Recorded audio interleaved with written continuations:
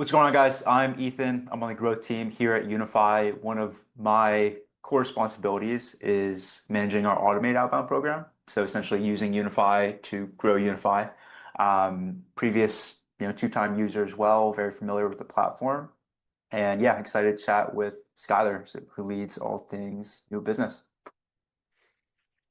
Hey everybody, as Ethan mentioned, I lead our new business team here, and I often get asked, why do you have a new business team if Unify can generate pipeline? And that will be answered throughout the course of this presentation. But excited to chat with you all. Yeah, fun fact, Skyler is actually the first go-to-market hire at Unify. So he's built the outbound program from scratch, from the ground up. So I'm really excited to chat with him today. And yeah, we're always collaborating on all things outbound. So what are we going to get into? The main things will be the human capacity gap, right? Understanding where we're using automation versus human BDRs, right? And sort of what that mix looks like. We're going to go into the outbound quarterback model, the orchestration sort of layer, and again, what's sort of automated versus what's manual, and then designing your own outbound system.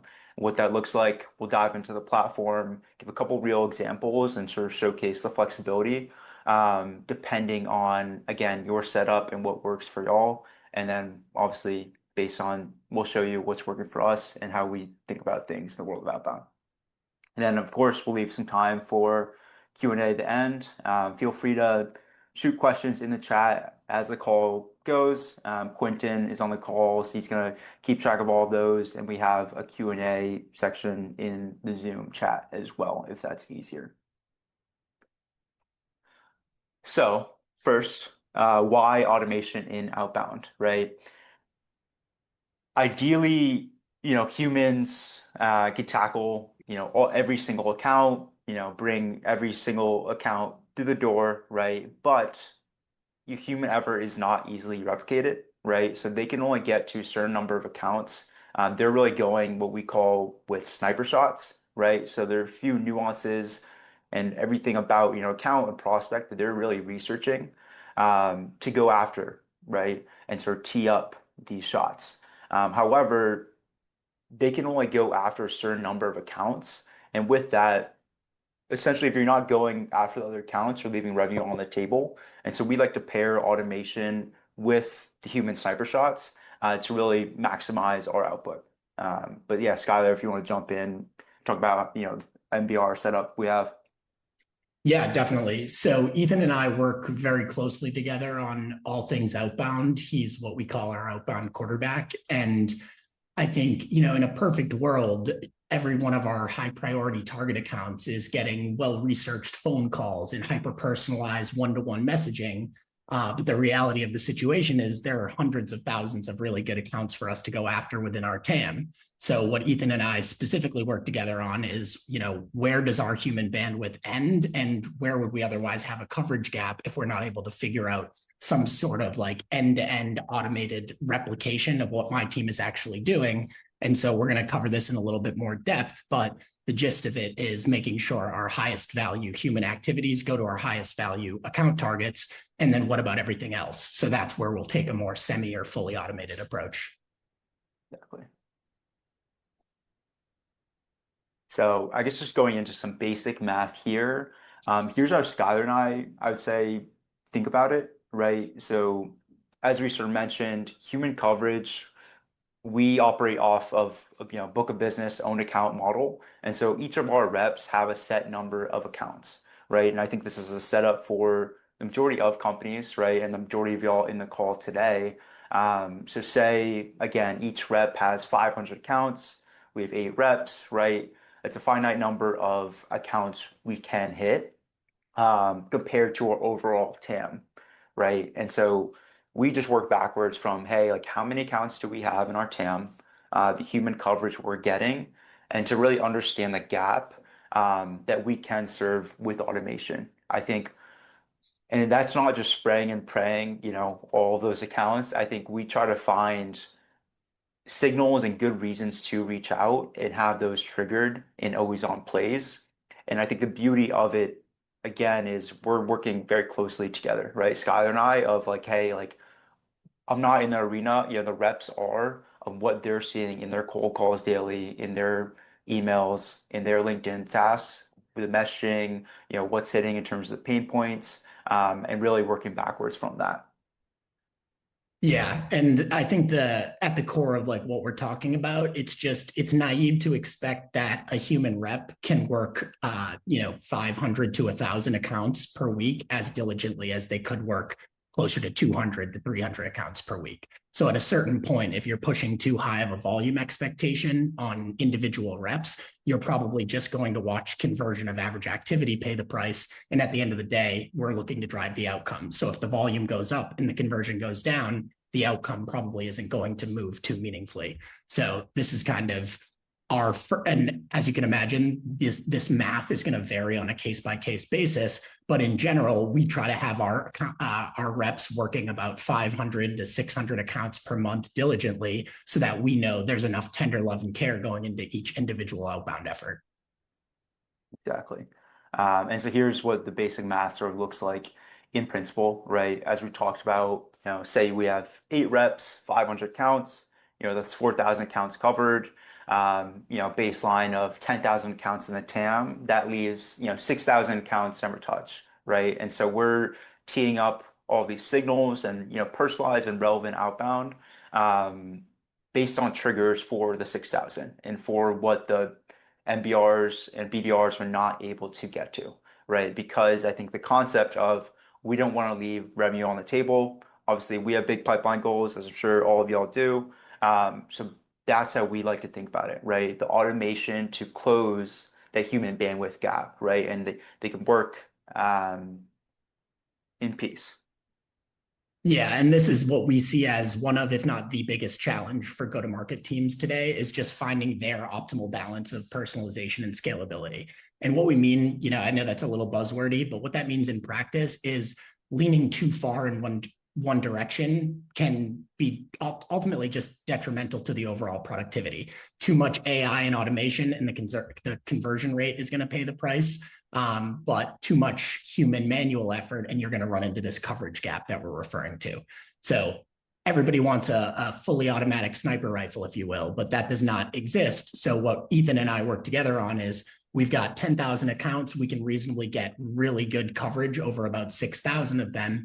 And through the work that Ethan does on the growth and RevOps side, that list of 10,000 accounts, as you can imagine, not every single one of those account targets is equally as attractive for us. So I work together with Ethan to figure out what's the top half or the tier 1, tier 2 section of that list. And then how can we work together to get automated coverage over everything else? As we continue to scale the human headcount, we'll be able to attack more of that tier 1 and tier 2 bucket with these hyper-personalized efforts. But to Ethan's point that he made earlier, we don't want the bottom 5,000 accounts to just fall by the wayside. And so that's where Unify and Ethan's work comes in to kind of fill that gap.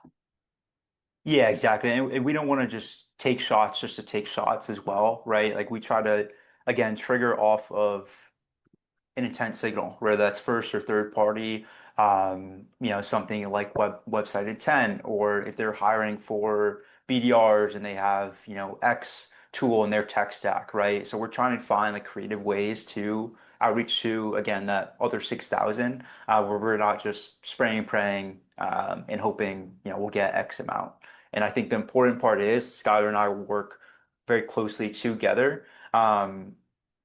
On the messaging, on again what the BDRs are seeing day to day, because we want to try to replicate that as best as we can at scale. And so if we can get to 80 or 85% of that, in an email, that's great, right? And just to ensure, there's alignment there, and consistently and constantly iterating on it. But Skylar, if you want to dive in more to, the high leverage versus high coverage as well.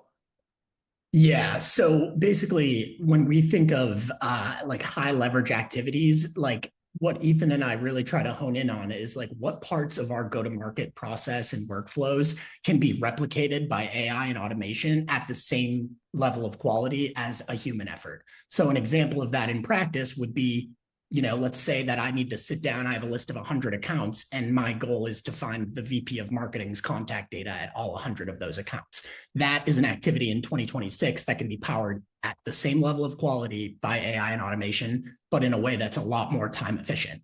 Now, picking up the phone and calling these individuals, that's not something that AI and automation can perform at the same level of quality that my team of human reps can.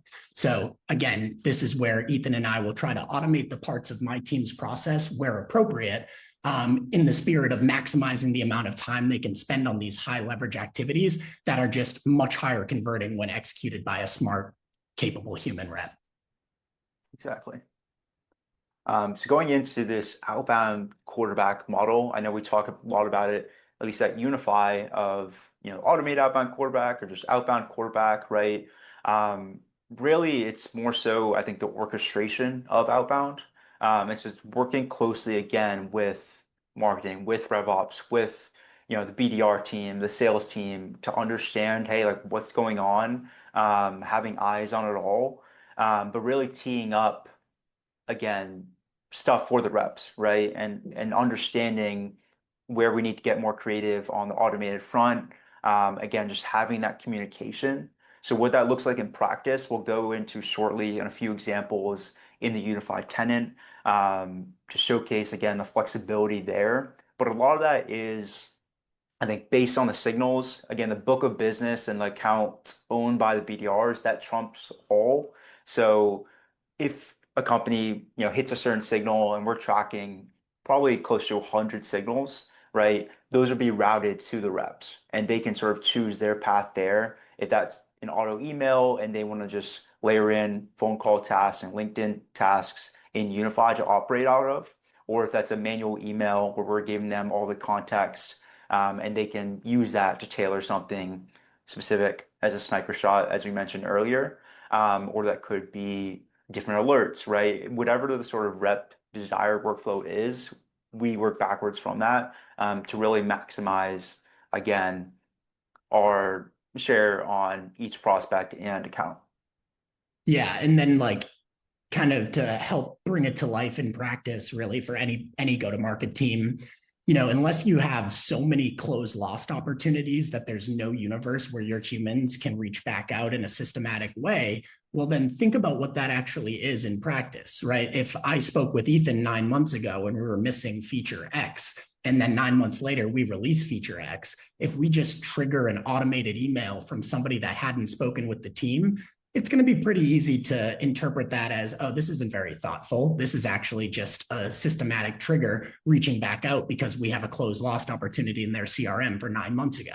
So using a system of data orchestration like Unify allows us to route that activity to the person for whom it's most relevant, because the person that actually spoke with that team, that has context, that was on different sales calls with their team 9 months ago, that person effectively has the most trust and rapport with that team. So if we want to really squeeze as much juice as we can out of these close loss circle back campaigns, it should be human outreach from the individual that was associated with the previous opportunity. A lot of teams get a little bit of trigger happy with wanting to have, timely coverage over that. But what we've seen in our experience is being a little bit later to circle back is probably a more effective play there if it means that a human's going to make a phone call to their previous point of contact. Again, if you want somebody to really feel like you care about them, an automated trigger that sends a stock canned message is probably not the best approach to doing that. Exactly. So here's just a base we can go over quickly of our ROE, right? Our rules of engagement and what that looks like on the rep and automated front.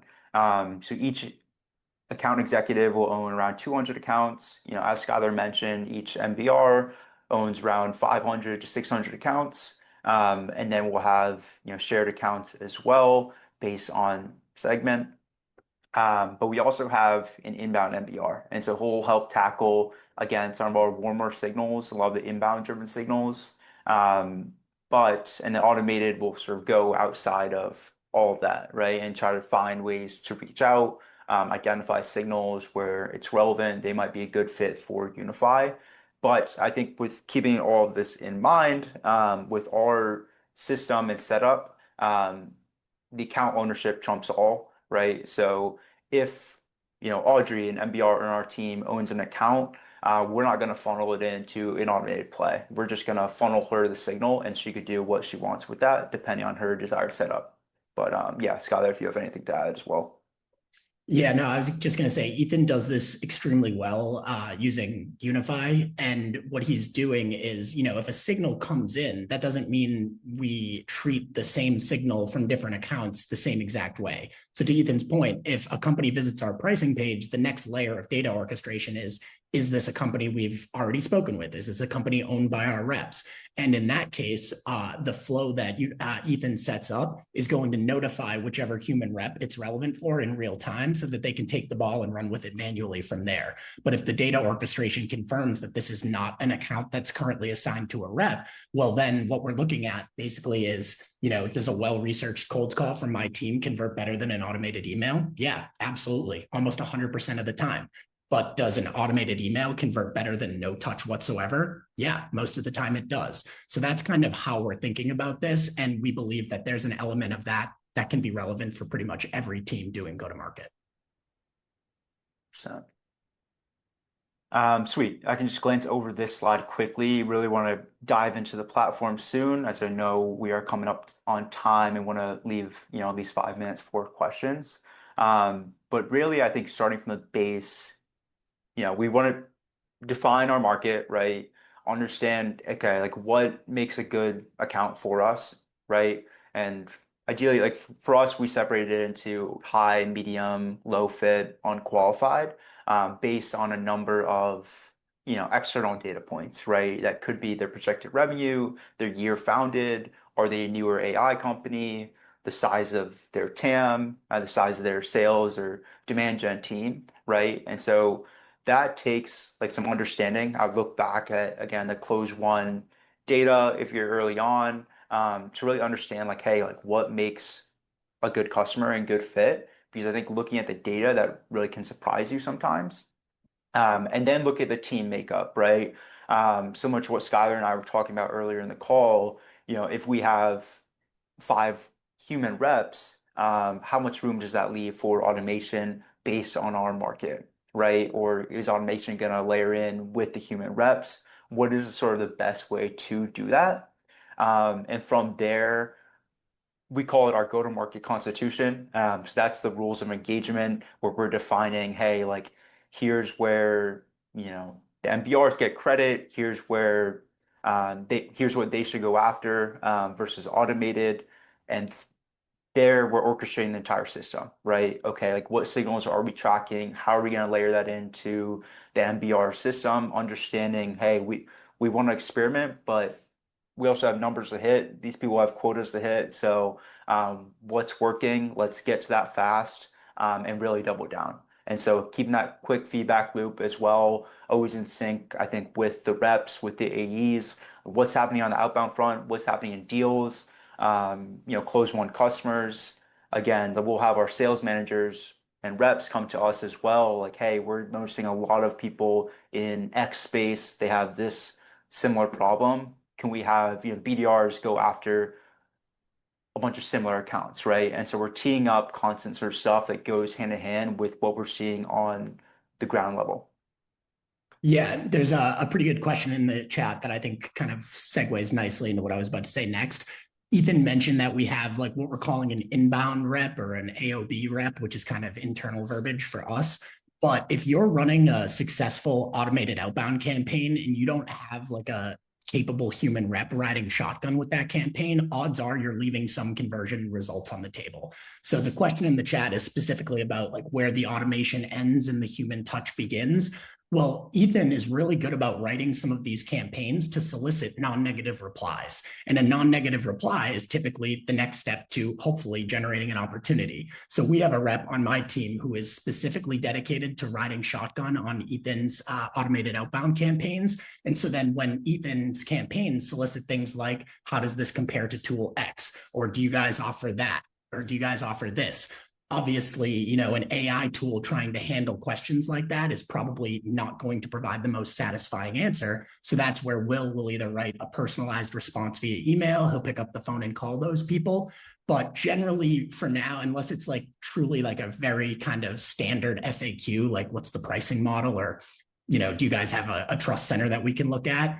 We typically try to have a human write the response there so that we can hopefully bring them over. And this is very similar to how companies think about like paid ads and paid ad retargeting. If you have a strong paid ads campaign turning into organic pipeline, odds are you're creating intent that doesn't necessarily convert organically. And if you're not coming over the top, reaching out to the people that come to your website or download a doc after seeing one of your paid ads, then again, you're probably leaving opportunities on the table. 100%. Also, before I forget, on rotating the rep-owned accounts, we will typically do some degree of rotation on a quarterly basis. And that is mostly geared toward, and the reason I say some degree is because, maybe an NBR is on the doorstep of booking an account. We don't want to take that away from them on the 90th day of the quarter. So we'll typically let reps retain stuff that they're kind of on the way to reeling in, and then we'll move to rotate, basically showing them a different picture. We use a lot of sports analogies, but sometimes we like to take accounts that one rep has struck out with and put them in front of a different rep who has a different stylistic approach. Because maybe we were cold calling ahead of growth that would have preferred a really well-written email, and certain reps on my teams have a little bit different skill levels across different channels. Exactly. So we're just trying to, again, like feed the strengths of the team. So I know we're coming up on time. I want to quickly dive into the platform to show what this looks like in practice, right? So I have a few examples here. Again, this one is showing you don't have to have owned accounts, right, to get started with this model. You could trigger it off of, different things like intent, right? So this one is a sample sort of play set up based on website intent. And here we're automatically qualifying the company based on things like if they're B2B, if they're not, an agency or service provider that we want to go after. And here I just set an if else node, like, hey, like, did they hit the pricing page? Was one of the pages they hit as part of the website intent, the pricing page? And from there, again, we could route this to a rep. We could send this to Slack alert, right? We can tee up a phone call task for the reps in Unify. Here we're prospecting at the account, we're sequencing them, syncing them back to the CRM quite easily. And again, if they didn't hit the pricing page, maybe we want to automate the rest of that, right? And so I think here, just really trying to showcase the flexibility. We have, a certain way we do outbound, we're opinionated on, but there are so many ways you can do it, I think, based on your business, and you should, know your business better than anyone else. So here's just an example setup of that. Another one to show. So here, the example, let's say your PLG company, right? And someone signs up for your free trial or your free plan, and you want to sequence them, right? So here I'm checking, is it owned by, BDR1, in this case, Luca on our team? Is it owned by Audrey, another BDR on our team? And then if it is, here, just like, again, the flexibility. So we can send them a Slack alert. We can sequence the people that signed up for a free trial if we're a PLG company. And then also we can delay a certain number of days. So in this case, 5 days, check if they responded to any of the emails. And if not, we can prospect within the account, right? Because they're still showing intent. And we want to capitalize on that. If someone, a demand gen manager signed up for a free trial, we want to prospect, again, maybe for a sales leader or other marketing leaders at that company, and tee it up for the reps. Or again, we can choose how much and what we are automating versus keeping manual. Yeah, and Ethan is a very astute workflow builder. So some people might interpret what they just saw as a little bit overwhelming, but I just would like to state that my team uses this same kind of module to build their outbound flows, and they can keep it a little bit more simple since they're only focusing on their own domain and their own book of business. but they can set it up similarly so that, there's all of this if then logic under the hood. And so my team, I'm very bullish about, not automating the first touch email, but in theory, if you write a good enough first touch email, your second touch can serve the purpose of simply re-notifying them of the first touch. So they'll build a flow there where everybody gets a hyper personalized first touch email. And then 48 to 72 hours later, it's more of a casual bump touch, maybe with a shameless webinar plug attached to it. Exactly. So here again is another sample flow similar to what we talked about. If it's, within an MBR's book, we could send a Slack alert, we could queue up a manual or phone email or phone call task, and then we could automate the rest of that because we still want to hit, if they're showing signs of intent. And then quickly before we get into Q&A, here's what it would look like in practice, right? Of a task. You can create your own views. In this case, just a webinar phone call to Skyler. Um, and you can include any context, whatever, within the sequence. This could be a manual email where all you would have to do is hit send. You can edit it as much as you want. It could be an auto email where you layer in call and LinkedIn steps, or even an action item. But this is really what it looks like in practice. But yeah, no, we have about 3 to 5 minutes left. So, Quentin, if you want to field some questions we're getting.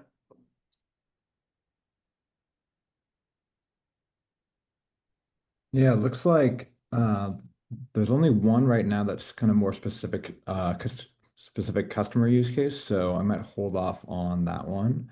But if anyone else has additional questions, feel free to drop them in the chat or the FAQ model. I see what email sequencer are you using. The sequencer is actually built into Unify. So we'll have like managed deliverability and we'll handle all of that in Unify. Templates, yeah, we do have a number of templates in Unify and we can definitely start building more, I think, with popularity.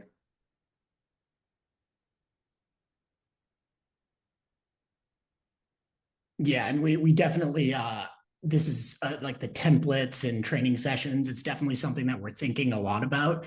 I think one of the caveats is like the more in depth you go with these plays, the more variance there's going to be across different use cases. You're selling different products into different industries, so we're definitely starting to build confidence in the plays that we see as the most broadly applicable. But transparently, some of the most successful customer use cases are actually some of the most nuanced. To call out a partner that we've seen a lot of success with, Delve, right? They're looking to know if one of their target accounts is already SOC 2 compliant or not. That's not necessarily an out of the box signal that everyone in our audience is going to find value in. And so that's kind of, the only reason we don't have a full set of templated use cases is because that would be a lot of work for Ethan and not all of them would be wildly applicable for the average user. Custom signals are a bit of a black box once you open it up. And yes, we have cold outbound infra that includes domain and mailbox rotation. I am not an expert on deliverability, but Ethan is my figure it out guy when I have questions. Yeah, I know we're coming up on time too. So if one of y'all has questions, also feel free to ping us on LinkedIn, email us, you can drop that in the chat as well. Also, we'll put up the QR code if you want to learn more on Unify. Yeah, we have one more question, or a couple more questions, or at least one more question here, guys. I want to understand more about your AEs, how they're running outbound through Unify as well. Is this mainly used for automated outreach to unowned ICP accounts? Yeah, that's actually it's a good question. I was going to say we tend to So you probably noticed that AEs get assigned a smaller book of business. We actually really encourage our AEs to avoid automation at the engagement level. If an AE wants to, run automated plays to pick up on new hires at their target accounts and whatnot, or different signals, we very much encourage that. But because the AEs have such a good grasp of the value prop and what different decision makers care about, they're going to be doing a much lower volume of really high converting outreach. So our AEs are close loss circle back specialists. Our AEs are really good about, oh, the timing's off. I'm going to set a reminder because they just told me they're hiring a head of demand gen that would want to take a look at this. So at the point where if our AEs started running just automated email sequences, it's kind of a better use of their time to focus on a little bit more sniper work, as we call it, because Ethan would be able to replicate whatever their automated process looks like anyways. And in theory, he'd be able to use a mailbox associated with their identity. So we really encourage our AEs to not do something that Ethan would be able to replicate exactly on the growth side. Yeah, exactly. I think like another point on top of that is like AEs are obviously busy, right? They may have like 10 customer calls in a day. They're doing follow-ups, they're doing pipeline hygiene. And so we try to make it as efficient as possible, right? So, within a 30-minute or 45-minute block, where they can tackle and they know what to tackle in terms of, hey, like here are the accounts like showing intent within your book. Here are the close loss ones that might be good to go after, and really trying to add that sort of contextual layer on top of what Skyler said, like the limited accounts they own. So every sort of shot can be, you know, adding in all those nuances and as personalized and relevant as possible. I'm just going to add one more thing on top, which I think that's all the right context on this front. I think there's like for the highest intent, like biggest focus, most strategic accounts in that are owned by these teams, makes sense to have like these high touch AE, BDR touch points, or even on like the post sale side, having an account manager reach out. We've actually just rolled out a new feature called sequence rule sets. And for folks who aren't familiar with Unify, this is allowing folks to apply modular rules and exclusions to unique sequences so that you could use Unify not only to run your automated outbound to net new prospects, but for example, if you wanted to have AEs multi-thread to open opportunities, or if you wanted to run an expansion play to existing customers who have a lot of like only a couple seats but have a large company size, you can now weave that into Unify and run automated sequences against those accounts that are showing signals at kind of all stages of the customer lifecycle. So open opportunities, follow up to webinars, this could be, or even on the customer upsell expansion, or even churn risk front, you can now automate that based on signals. So definitely something we're super excited and bullish about and looking forward to kind of seeing how customers take that too. Yeah, and another unique advantage from the new feature that Quentin just mentioned is our AE team, our NBR team, if they see automated outbound campaigns hitting really good unclaimed accounts, and maybe the campaigns aren't generating direct opportunities or inbound submissions, but they're creating really meaningful patterns of intent. Now, our human reps, if they spot that, they can basically just go grab whoever was previously getting automated outreach and replace it with their own hyper-personalized manual outreach. And we've seen a lot of conversion come from that as well. It's as simple as saying, hey, I know you got a note from Austin, but I spent this afternoon doing homework on your account and wanted to ask if this use case sounds interesting to you. So then we get the 1-2 punch of making sure we're there in a timely way when the intent is shown. And then we have a human come over the top and double down on it once we realize that it's definitely worth doubling down on. Awesome. Think you guys nailed the questions.